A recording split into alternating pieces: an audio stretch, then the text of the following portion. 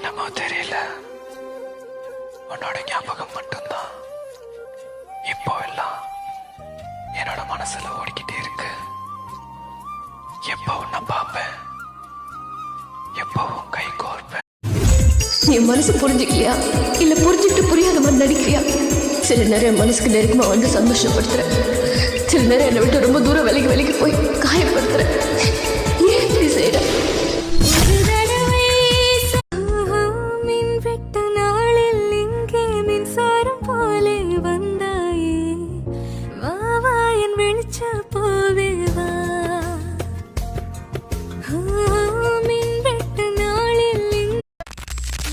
அவளை கல்யாணம் பண்ணிக்கிட்டு நான் சந்தோஷமா வாழலான்னு ஆசைப்பட்டேன். என் ஆசைதான் நடக்கல.